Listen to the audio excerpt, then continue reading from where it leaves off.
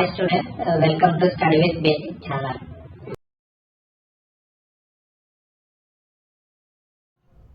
Friends, మీరు question చూసారనుకుంటా. నేను question చదువుతా, మళ్ళీ ఒకసారి చూడండి. Find the mean of the following data by using direct method. మనం ఏమేమి యూజ్ చేసుకున్నాం? ఫస్ట్ వన్ వచ్చేసి డైరెక్ట్ మెథడ్, సెకండ్ వన్ వచ్చేసి డీవియేషన్ మెథడ్,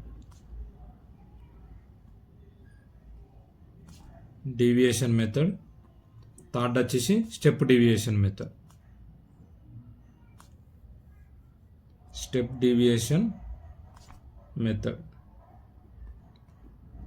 మూడు యూజ్ చేసుకొని కింద ఇచ్చిన క్లాస్ ఇంటర్వెల్స్ లేకపోతే నెంబర్ ఆఫ్ స్టూడెంట్స్ అది ఇచ్చిన బాక్స్ బట్టి మనని సాల్వ్ చేయమన్నాడు.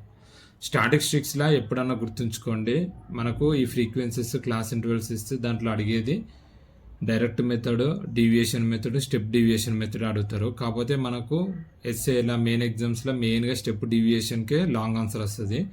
డీవియేషన్ మెథడ్ అనేది మనకు షార్ట్ ఆన్సర్స్ 4 మార్క్స్లో అలా వస్తుంది. స్టెప్ డీవియేషన్ 7 మార్క్స్కి అలా వస్తుంది. అదొకటి గుర్తుపెట్టుకోండి.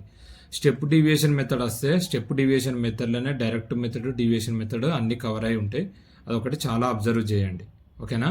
మళ్ళీ ఇంకోటి ప్రాబ్లం స్టార్ట్ చేసే ముందు చెప్పేది ఏంటంటే, చాలామంది class intervals, frequency, class marks, f i, x i, symbols, ఇక్కడ మొత్తం సింబల్స్ మీకు గుర్తుంటే ఆటోమేటిక్గా మీకు ప్రాబ్లమ్ సాల్వ్ చేస్తారు.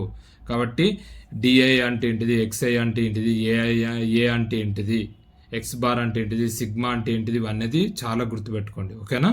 నేను ప్రాబ్లంలో ఎంటర్ అయిన కొద్దీ నేను చెప్తాను. ఇప్పుడు చూడండి, మనకు క్వశ్చన్స్లో మీ టేబుల్ చూసారు. ఇప్పుడు మనము first step deviation method solve చేద్దాం.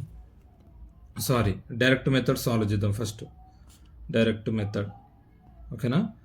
డైరెక్ట్ మెథడ్ మనకు ఇచ్చిన టేబుల్ రాసుకుందాం. సారీ ఫ్రెండ్స్, నేను నార్మల్గా డ్రా చేస్తున్నాను. మీరైతే ఎగ్జామ్లో పెన్సిల్ యూజ్ చేసి డ్రా చేయాలి, పెన్నుతో డ్రా చేయదు. 80% గుర్తుపెట్టుకోండి, ఓకేనా? మనకు ఫస్ట్ ఇచ్చింది ఏంటిది? క్లాస్ ఇంటర్వెల్స్, తర్వాత ఫ్రీక్వెన్సీ, తర్వాత ఇవి రెండు మనకి ఇచ్చారు. ఇప్పుడు దీంతో మనం ఏం కనుక్కోవాలంటే క్లాస్ మార్క్స్ కనుక్కోవాలి. క్లాస్ మార్క్స్ తర్వాత ఏం కనుక్కోవాలి? F i, x i. నేను ఇప్పుడు ఇది మీకు డీటెయిల్గా చెప్తాను మీకు, ఓకేనా? ఇది టేబుల్. ఇప్పుడు క్లాస్ ఇంటర్వెల్స్ అంటే మనకి ఇచ్చిన టేబుల్. క్లాస్ ఇంటర్వెల్స్లో ఫ్రీక్వెన్సీ అంటే మనకి ఇచ్చిర్రు.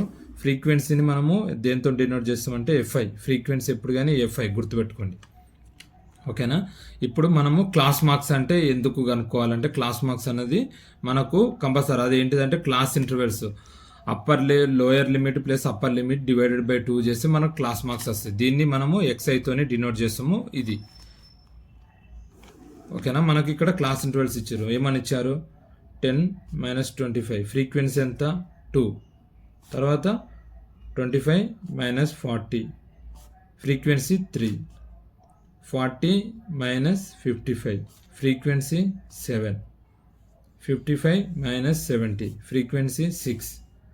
70 - 85. ఫ్రీక్వెన్సీ 6. 85 - 100. ఫ్రీక్వెన్సీ 6 ఇచ్చారు.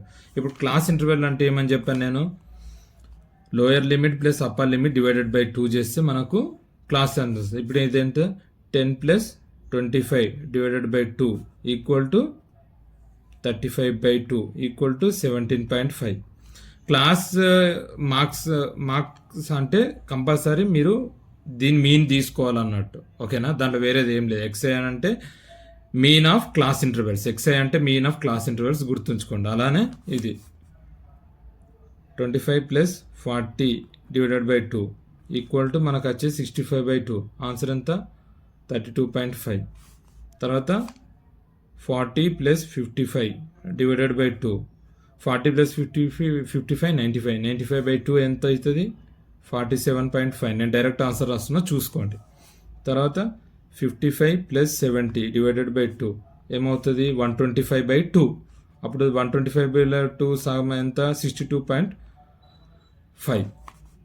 తర్వాత 70 + 85/2 ఎంత వస్తుంది? 155/2. ఆన్సర్ ఎంత? 77.5. తర్వాత 85 ప్లస్ 100 డివైడెడ్ బై 2 ఏమవుతుంది 185/2 ఏమవుతుంది 92.5. ఇది XI, ఇవన్నీ XI గుర్తుపెట్టుకోండి. ఇప్పుడు FI XI మనము చేస్తున్నాం. FI XI ఎందుకు చేయాలి కంపల్సరీ అనేది నేను చెప్తాను చూడండి. ఇప్పుడు FI XI అంటే ఏంటిది, ఇవి రెండు ఇంటూ చేయాలన్నట్టు.